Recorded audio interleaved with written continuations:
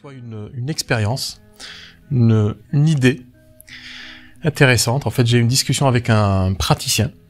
Donc, c'est un praticien qui travaille dans la cupping thérapie, praticien ventouse. Il fait aussi du modelage, du massage, pour aider justement ses clients. Donc, il travaille avec des sportifs donc c'est du sport de combat. Et donc, il m'expliquait qu'il n'arrivait pas finalement à développer son activité.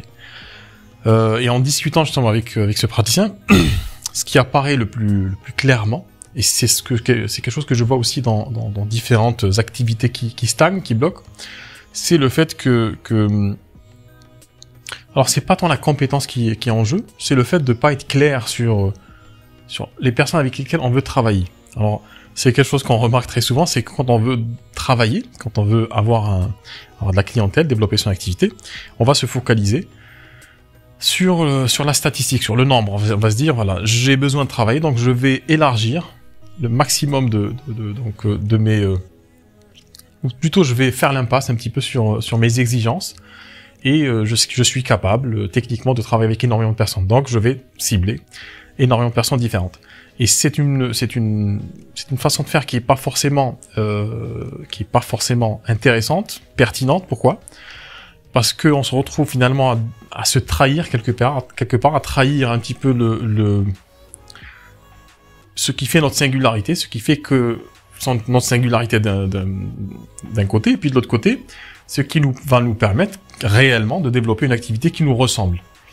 Et au lieu de faire ça, donc moi on discute avec cette personne-là, avec ce praticien, ce que je lui conseille de faire déjà, c'est de décider, de prendre une décision, se dire je vais travailler avec tel ou tel profil, tel ou tel client, type de clientèle, et non pas en fonction de les personnes entre guillemets du marché, de ceux qui peuvent m'aider à justement à faire croître mon business, mon cabinet, mais plutôt déjà les clients dont je sais que je vais leur donner une véritable prestation, une véritable offre qui va réellement les aider et surtout qui va les amener au résultat autour desquels justement tourne ma propre activité. Donc, c'est-à-dire que si j'ai une certaine activité que j'ai lancée, cabinet bien-être, quel que soit le cabinet, le type de cabinet, c'est nécessairement pour amener un résultat aux personnes que je veux accompagner. Donc le fait d'être sous cette urgence-là, cette pseudo-urgence, se dire il faut absolument que je développe mon cabinet, donc automatiquement je vais essayer de toucher un maximum de personnes, ça c'est vraiment problématique. Et c'est pas forcément la bonne démarche. Alors, c'est une démarche qui peut paraître quelque part par défaut. C'est une démarche par défaut qu'on fait. On se dit, j'ai besoin de travailler, donc nécessairement, je vais un peu faire l'impasse sur mes exigences, sur le rêve que j'ai derrière cette activité-là, le fait de travailler avec certains types de personnes pour leur amener ce résultat-là que j'ai envie de leur amener. Et ce qui est intéressant dans la discussion aussi, c'est de finalement qu'après à la fin me dit ouais, c'est beaucoup plus clair maintenant, c'est qu'il faut prendre une décision. Il faut avoir une décision stratégique, mais une vraie décision. Et on dit que tout choix est discriminatoire nécessairement. Quand on fait des choix comme ça, c'est discriminatoire et c'est tant mieux.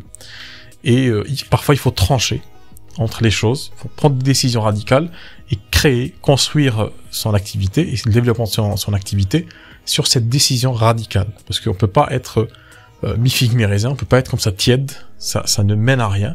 Et puis ça crée aussi de la confusion et ça crée de l'hésitation quand tu vas parler de ton activité, parler de tes offres. C'est surtout que tu n'as pas d'offres. Généralement, quand on est trop généraliste, on n'a pas d'offres. Et du coup, quand les personnes vont te dire qu'est-ce que tu fais exactement, donc tu vas lister un petit peu ce que tu fais, mais tu vas avoir du mal finalement à vendre cette non pas cette offre, mais cette solution, parce que tu n'as pas mis, si tu veux, l'un en face de l'autre, la solution et le besoin réel de ton client cible, de ton consultant, ton futur consultant. Donc c'est important d'amener de la clarté dans cette réflexion, de se dire avec qui j'ai envie de travailler, avant même de penser au marché, la concurrence, les tarifs, etc. Dire comment je peux réellement travailler pour kiffer mon travail, parce que c'est une condition pour le faire bien, pour être efficace. Comment je fais pour travailler correctement, avec qui je veux travailler, et à partir de là, en cernant le besoin de ces personnes qu'on veut aider, à partir de là, finalement, on arrive à construire une offre pertinente pour soi et pour les autres. On arrive vraiment à délivrer une prestation qui soit de qualité et on va vraiment dans cette prestation-là mettre tout notre cœur, toute notre expertise et on peut se permettre d'augmenter les prix, d'avoir des offres un peu plus élevées que la simple consultation. Ça permet aussi quelque part d'augmenter son chiffre d'affaires et d'être sûr d'avoir, même dans le discours commercial, d'être sûr de soi-même, de ce qu'on propose. Voilà ce que je vais te dire dans cette petite vidéo sur cette expérience. Donc, si toi-même, tu me dis d'ailleurs en commentaire, si tu regardes sur YouTube, d'ailleurs, je t'invite à t'abonner à la chaîne, laisser un petit pouce bleu et puis activer la petite cloche pour recevoir toutes les nouvelles vidéos qui vont t'aider à y voir un peu plus clair dans le développement de ton activité. Donc, dis-moi en commentaire est-ce que tu te trouves finalement, tu te retrouves dans cette discussion que j'ai avec cette personne? Est-ce que tu manques peut-être de clarté sur les personnes avec lesquelles tu veux travailler?